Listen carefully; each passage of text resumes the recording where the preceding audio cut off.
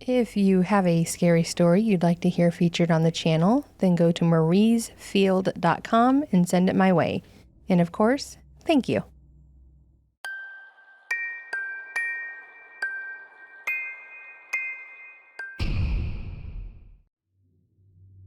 I've worked at a small gas station in a middle of nowhere kind of town for quite a few years now. I used to work the day shift, but I decided that I would take the pay increase and lose my social life and work the overnight shift instead. Not like I had much of a social life to lose, to be honest.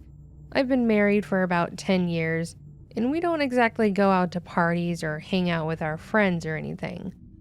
Thankfully, my wife doesn't mind that I work the overnight shift, and we've made it work between the two of us. Honestly, the job has been incredibly uneventful for the years I've worked it, with very little exception. Obviously, this is an event that is an exception. One important thing to note about this station is that we are, mostly, a 24/7 station, with a 1-hour exception each night for us to count down the drawer and do the receipt drop in the back. Basically, we close for 1 hour to mark the end of the day for the business and to pull the numbers.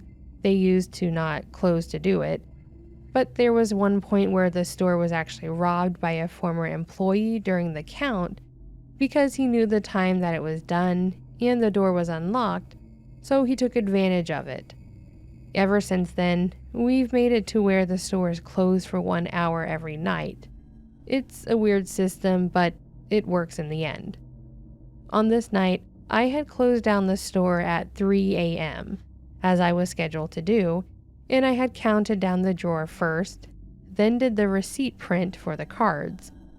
I had actually gotten it down in about 40 minutes, so I had 20 minutes until I needed to reopen, and I decided I would go ahead and just take a few moments to myself behind the counter, kind of like a power nap kind of thing.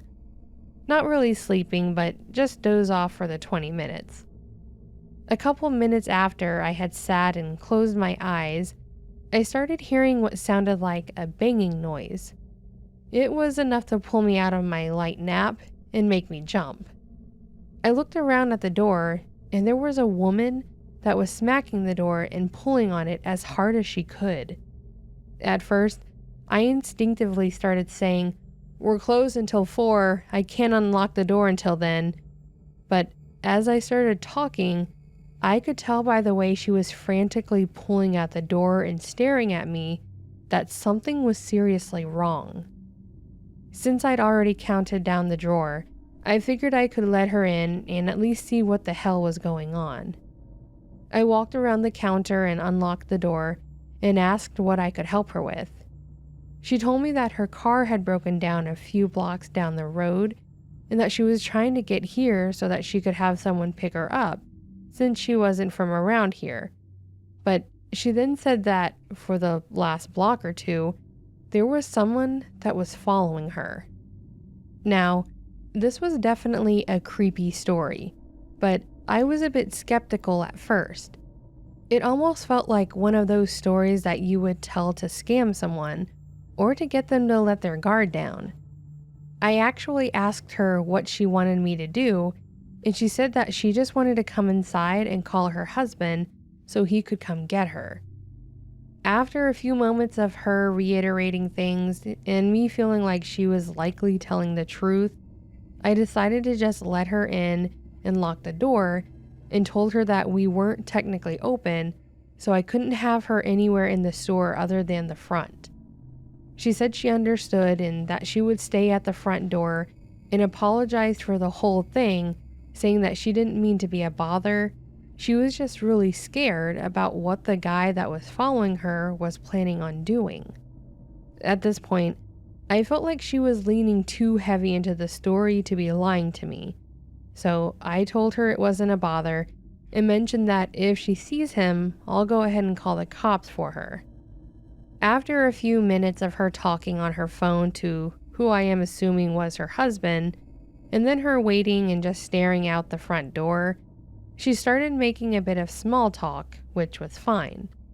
I still had a couple minutes before I could reopen, so I kind of welcomed the conversation. No sooner than when we started just talking about whatever, I heard another loud sound, but this time, it wasn't just a person smacking the glass. It was the sound of something smashing the glass on the side door. Thankfully, the door was designed so that smashing it wouldn't allow access, as the glass was reinforced. It wasn't very wide, and there were 4 metal bars across it. But this guy was seriously doing everything he could to smash the glass so that he could get in. Like, he was pretty clear in what he was trying to do. The woman screamed, kind of yelped "What the hell?" and turned to look at the scene in front of me.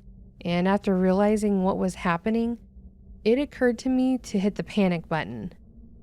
I know you're not supposed to hit them until the robber leaves, in order to prevent a hostage situation, but I knew that he wasn't going to be able to get into the store with what he was doing. I'm sure this whole thing played out in 10 seconds, but it felt like forever.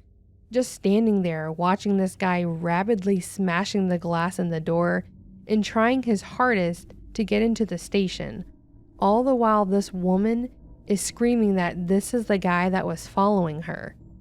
I'm telling her to get behind the counter and trying to figure out what the hell to do.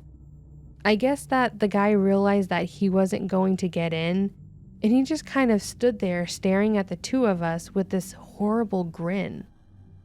You could see the malice just pouring out of this guy, and he kept pointing at the two of us and shaking his head. It was terrifying. At no point did he say a word. He just stared, smiled, and pointed and shook his head back and forth, which felt more threatening than if he had been screaming at us. Finally, I heard the sirens as the officers started to pull into the lot, and this guy took off behind the building and out of sight. A couple of the officers took off after him, and another one came to the door to check on us. I went over and opened it, and, well, that was a fun time, explaining to him and the owner when he showed up what the hell had gone on. The woman explained her side. I told them my side. It was pretty much the same, honestly.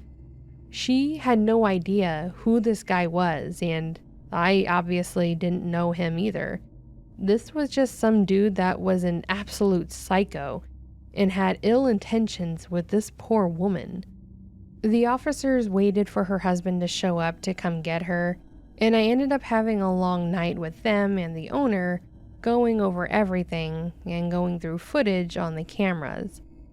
The owner wasn't too happy that I let her in during our closed hour, but I straight told him that if I hadn't, this guy would have gotten to her, and that would have been worse than a bit of property damage. Thankfully, this was the most eventful situation that I've had on this job, and I hope that it stays that way.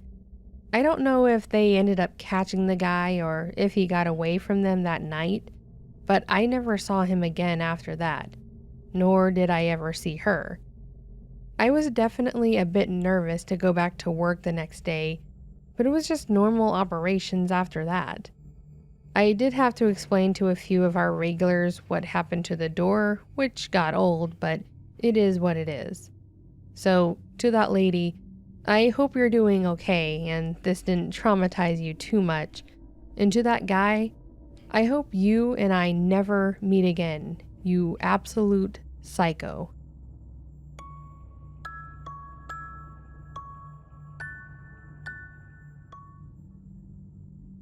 I've been working as a gas station attendant for quite a while, somewhere close to 10 years.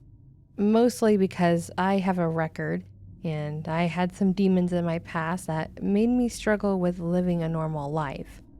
That said, I'm clean and healthy again, but working at my local station has been almost therapeutic. It's not a terribly difficult job. It's not overly demanding. The pay is enough for what I need, and I get to talk to various people that I both want and don't want to know. That, and I just get to do my job and not be bothered with too much. And it's tough to get fired. The more I talk about it, the more I realize I really do like this job, which may sound weird, but I'm kind of weird. Anyways, all that aside, I've been doing this for a long time, like I said, and I haven't had too much happen that's been too terribly crazy. We've been robbed once when I wasn't working, and the police were there within literal seconds. The guy got shot but survived, and after that, we were pretty much never hit again. We actually still have a bullet hole in the back wall from where one of the officer's rounds hit. It's a good conversation piece for the newbies at the very least. It's a good way to say to them, look, this isn't the safest job in the world, and stuff happens, but you're most likely going to get attacked walking out in the streets than you are behind the thick plastic that we have between ourselves and the customer. So, all that aside, let's get into the one major event that made me dislike this job just a little bit. It's less of a scary story and more like an unsettling event/situation to be put in. Plus, it kind of messed with my head, to be honest. It all started on a Thursday night, which is not a busy night for our station.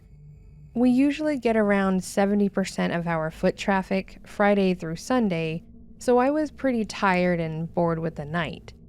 Anyways, we get a customer that walks in the door, and I immediately knew it was going to be a problem. This guy looked incredibly familiar to me, and I could tell by the look in his eyes that he recognized me too. For most people, that wouldn't be an issue. For me, that meant that he was probably a druggie and that I most likely knew him from back when I was a user. Based on his appearance, which I know I shouldn't do, he was a user. When you work in retail and when you know those kinds of people, you tend to watch them to make sure they aren't shoving things in their pockets. I was watching this guy like a hawk, keeping my eyes on him and on the camera screens. To my surprise, he didn't do anything bad. He didn't take anything. He just grabbed some chips, candy, a Red Bull, and a few other things.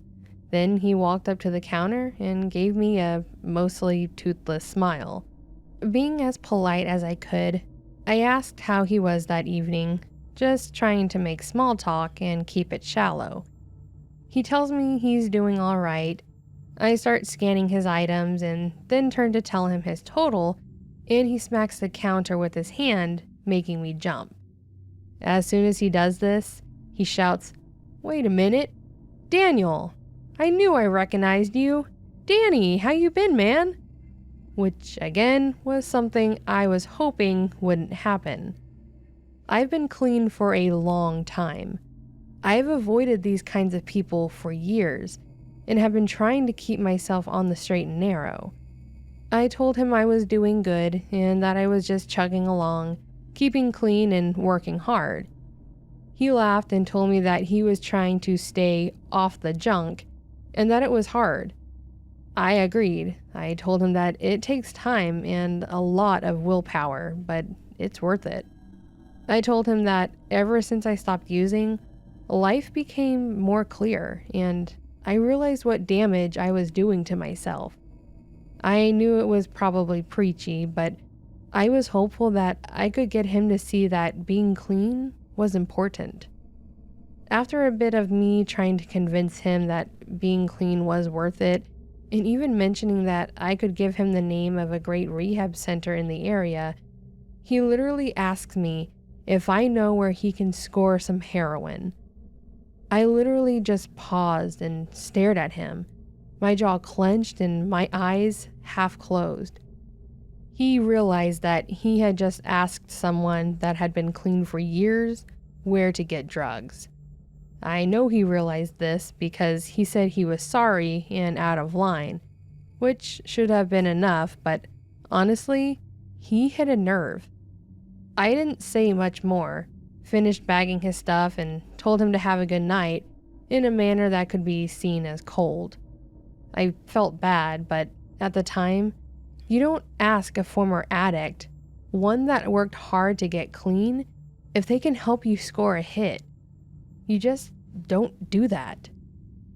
After he left, I kind of just forgot about him. I moved on with my night. We had a few more customers, but overall, the night was pretty standard. I rang up everyone, stocked the shelves when I could, and pretty much just killed the hours doing some cleaning.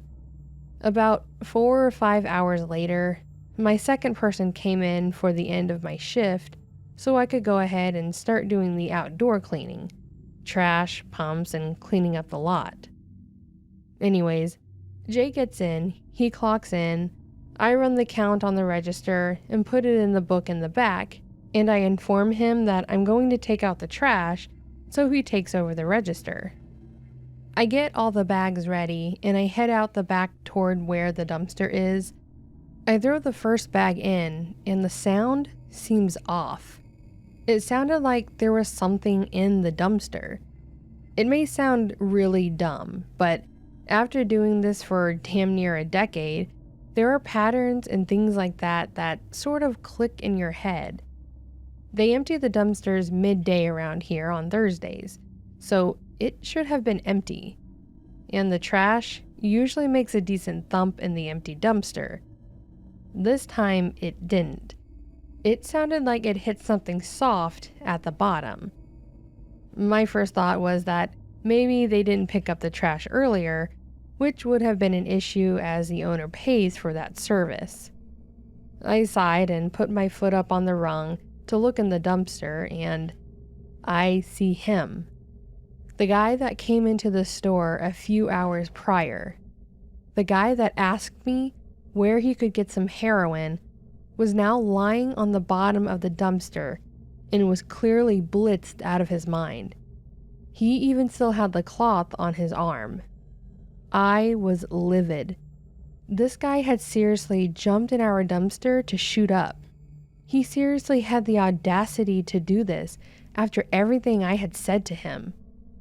I threw the second bag off to the side and went back into the store, then told Jay to call the cops. I told him that some junkie had shot up in the dumpster and passed out, and that we needed the cops and probably a medic. He called 911. I told him to wait out front for the cops and that I would take over the store until then. He did as I asked. I called the boss and let them know what was going on, and he said he would be there in about 30 minutes. This whole time, I'm just fuming at the fact that I told this guy that I knew from back when I was hooked on drugs, all about how I got clean, how life was worth it, and how he should just look into getting help, and even gave him the name of the facility I went through. Then he felt it was okay to get trashed in our trash. My anger was, best way to put it, short-lived when the paramedics showed up. I expected them to just pull him out, wheel him up on the stretcher, and get him to the ER. Then I noticed that, with the stretcher, they pulled out one of those plastic body bags.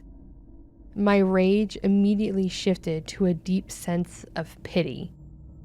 Jay came back in with the boss and one of the officers, and they asked questions, obviously.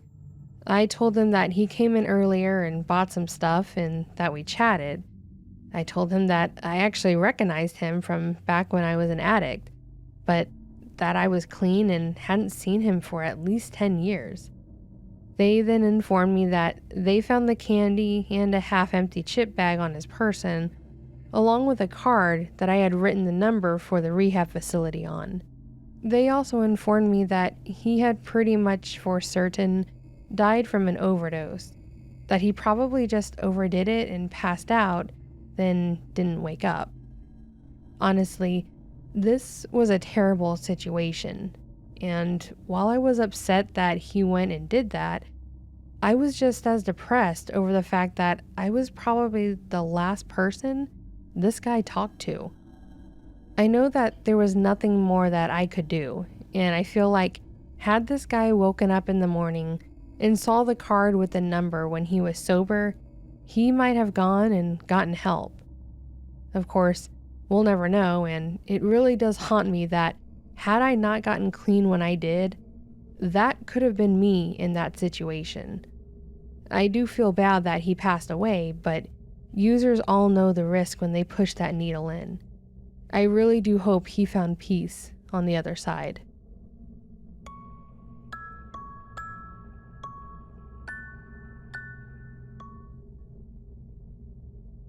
I used to work at a gas station that was pretty much in the middle of nowhere. It wasn't like one of those off-the-highway rest stop style stations where it was the only thing for miles in any direction.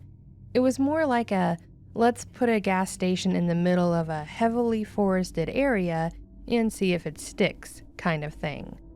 Honestly, the location made no sense to me, but I'm also not a business person, so maybe the owner knew something I didn't.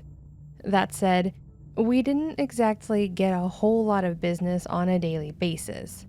Most of our business was from fleet vehicles that were owned by a local farm equipment shop, and a little bit of it was people that needed to fill up when driving through our town.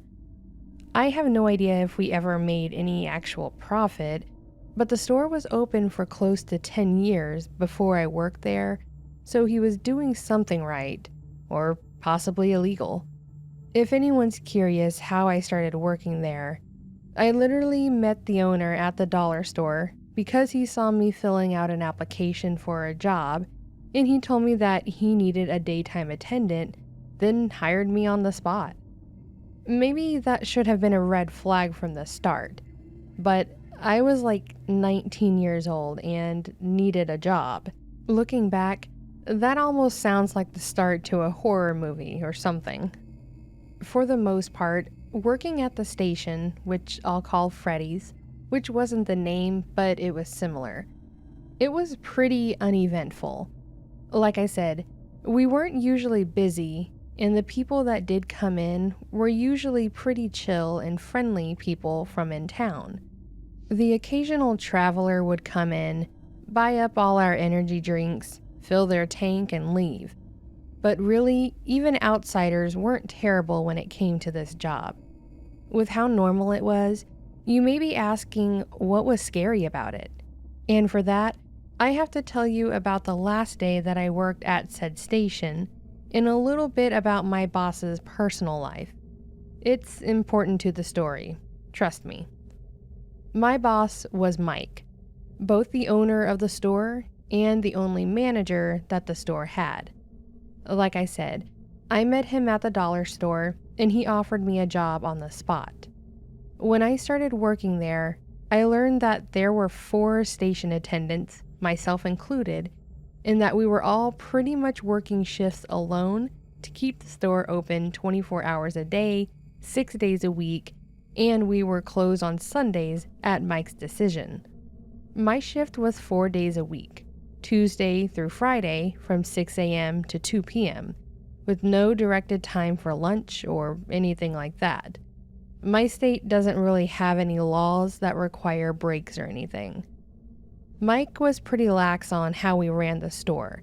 If we needed to use the restroom, we had to lock the front door and put up the "Be Right Back" sign. We were allowed to eat behind the counter, so long as we weren't gross about it or doing it in front of customers. Basically, he was a decent boss, and as long as we did our job, we were good to go. I won't tell you about all of the attendants, but I will tell you about one that we'll call Stacy.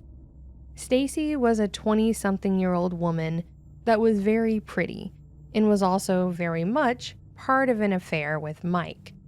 It was pretty obvious to us employees that they were a thing, but Mike had apparently done a pretty good job keeping his wife in the dark. How did he do that, you may wonder? They were mostly a thing at work. He and Stacy would work the shift before mine, so the overnight, 10 p.m. to 6 a.m. together. When I'd come in, they would have that obnoxious glow about them and would be all close and giggling as they wrapped up their shift work. Maybe I'm just bitter, But it was kind of sickening, and it honestly bothered me that, one, they were probably having this affair, and two, they were probably enjoying themselves in the back office since we barely had anyone coming in after 8. That said, Mike signed my paychecks, so I just shrugged it off and let it go, figuring they would get theirs eventually. And they did. Sort of. One night, Mike had called and asked if I could cover his shift with Stacy. He said that it was a security issue to only have one person in the store during the overnights, and he didn't want her there alone since he wasn't going to be able to come in. I didn't believe his reasoning, but I said I would go ahead and cover for him as long as there was a shift diff on my check for the 8 hours. He agreed, said he'd work my shift that day, and we'd go back to normal afterwards. I showed up and clocked in, and immediately, Stacy started chatting it up like we were best friends. For the record, I barely knew her. I had never spoken to her off the clock, but I think being the only other female working at the store, she felt like we needed to be best friends. About 3 or so hours into me stocking shelves and her leaning against the wall and telling me about literally everything, she kind of just goes silent. I look over and I notice that she's starting to cry over what I had no idea. I'm not good with emotions, so I stopped and kind of just asked her what was wrong in the nicest way that I could. She then goes on to tell me that she's pregnant with Mike's kid, literally just like that. She just drops that on my lap. I just sort of stare at her for a moment, and then I ask her if Mike knew. She tells me that she hadn't told him yet because she was scared that he might tell her to take care of it, and she was staunchly against that kind of thing. I wasn't really sure what to say in the situation, but she asked me if she should tell him. I kind of shrugged a bit and said that it was the right thing to do, but that she could also lie and say it wasn't his and that she had a boyfriend on the side or something.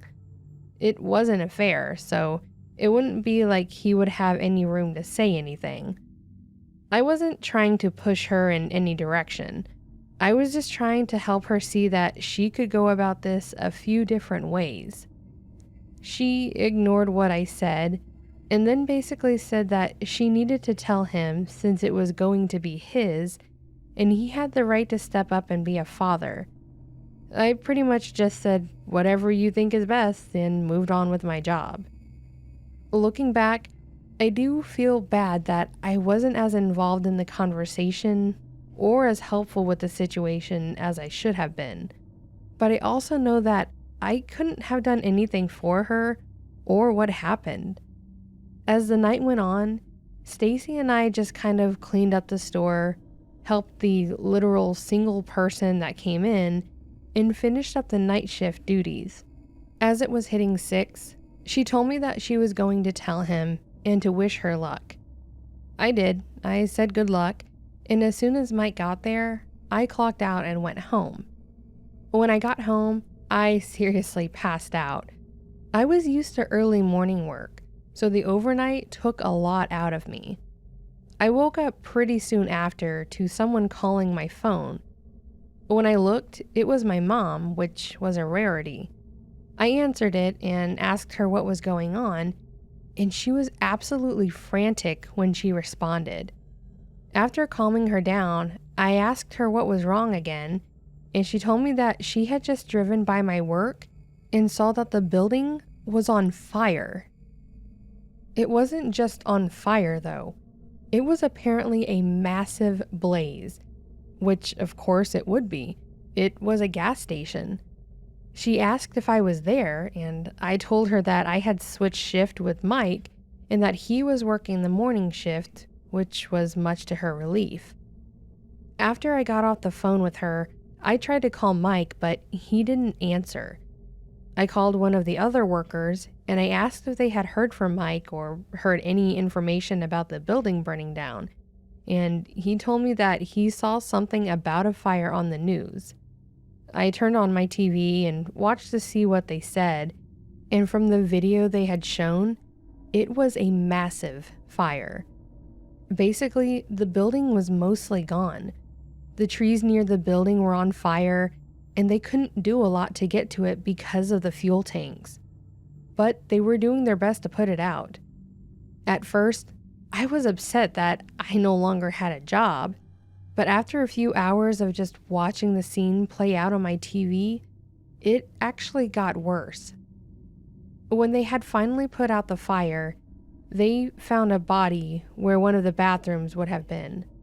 A body that would later be identified as Stacy's, which made me sick to my stomach.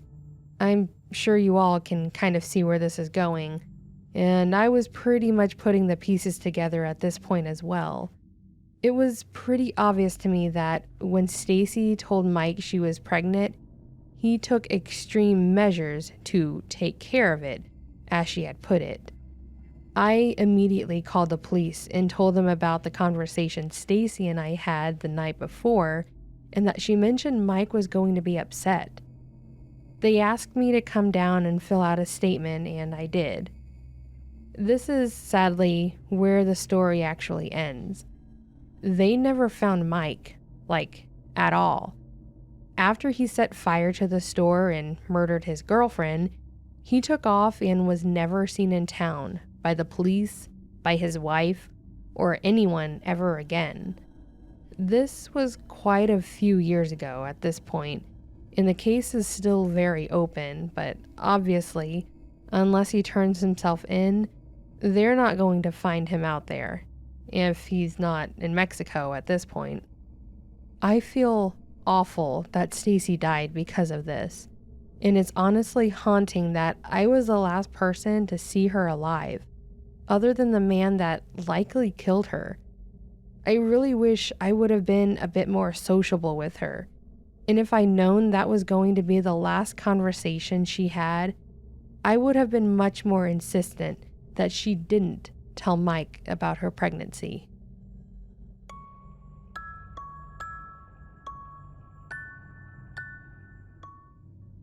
So that, my friends, was a collection of scary gas station stories. It's the first one for the channel. And while I was doing this, I was trying to think of something weird that's happened at a gas station, but I can't really think of anything. Can't make a comment about gas itself because I have a tiny car that doesn't take much gas. I work from home, so I don't drive very often. Gas station food isn't even bad anymore. We have Quick Trips around us and they do well. They actually make really good coffee, drinks, and pizza. Regardless, no matter what I could come up with, nothing compared to these stories. So I'm sorry you had to experience those, but thank you for sharing. It's appreciated. But if you did enjoy this video, please do give it a like below. And if you'd like to hear more content like this, consider subscribing. And lastly, don't forget to leave a comment on your thoughts, or let me know what's going on in your life. I had to record this whole video with a cat sitting halfway on my lap on the desk. I don't know, maybe you guys can hear her purring because she's very loud and clingy right now. So that's what I'm dealing with. And with that being said, friends, I hope you have a fantastic week. And until next time, take care.